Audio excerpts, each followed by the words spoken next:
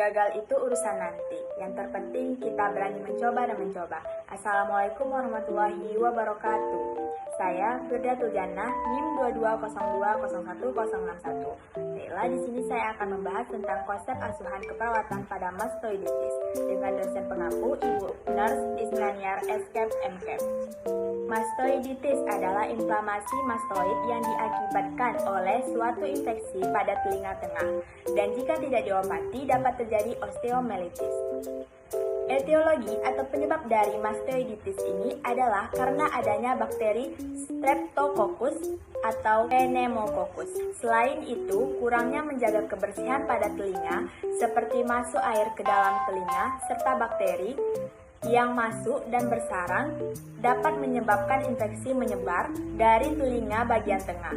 Infeksi nanah dapat mengumpul di sel-sel udara mastoid. Faktor pencetusnya adalah disebabkan oleh infeksi telinga atau otitis media yang tidak diobati. Pasalnya, ketika tidak diobati, bakteri yang terinfeksi telinga tengah dapat menyebar ke telinga bagian dalam, kemudian ke tulang mastoid dan menyebabkan kerusakan. Selanjutnya, anatomi dari mastoiditis ini sendiri adalah proyeksi tulang rancing yang dapat ditemukan di dasar bagian mastoid tulang temporal. Tulang-tulang ini terletak di setiap sisi tengkorak. Proses mastoiditis terbentuk kerucut.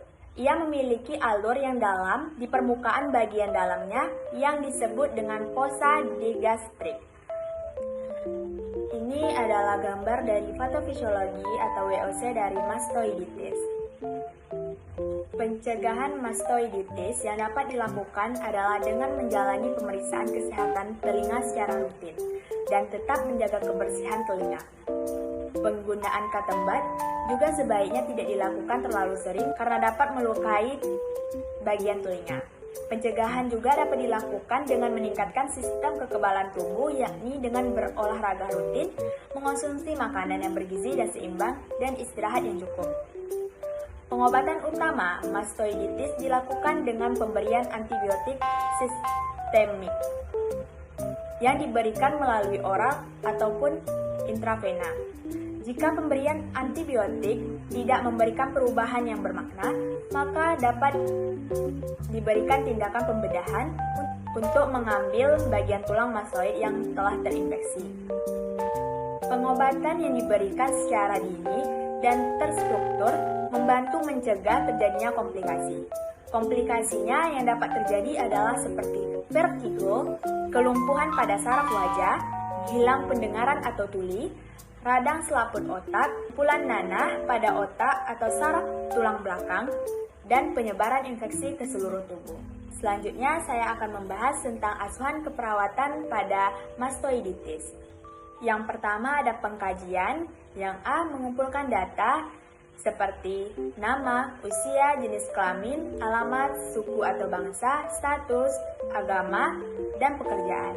Yang kedua ada riwayat kesehatan, seperti riwayat kesehatan sekarang, riwayat kesehatan dahulu, dan riwayat kesehatan keluarga. Yang ketiga, pemeriksaan fisik.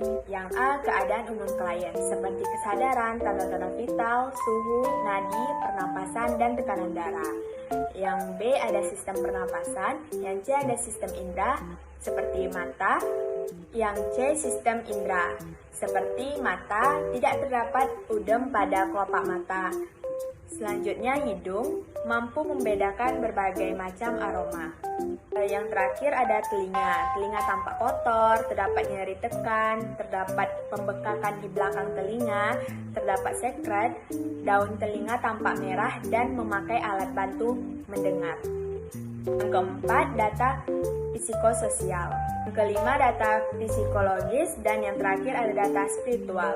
Didapatkan diagnosa keperawatan dari mastoiditis yaitu nyeri akut yang berhubungan dengan agen pencedera fisiologis.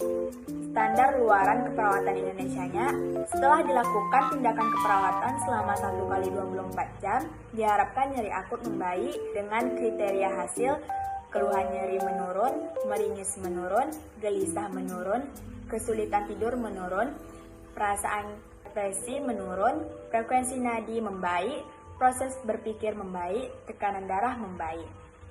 Dan standar intervensi keperawatan Indonesianya, yang pertama itu observasi, identifikasi status nutrisi, identifikasi alergi, monitor hasil pemeriksaan laboratorium. Yang kedua, terapeutik, lakukan oral hygiene sebelum makan, sajikan makanan secara menarik dan suhu yang sesuai, berikan makanan tinggi serat untuk mencegah konstipasi. Yang ketiga, ada edukasi. Anjurkan posisi duduk jika mampu, dan kolaborasinya yaitu kolaborasi pemberian medikasi sebelum makan dan kolaborasi dengan ahli gizi. Sekian pemaparan materi dari saya. Wassalamualaikum warahmatullahi wabarakatuh.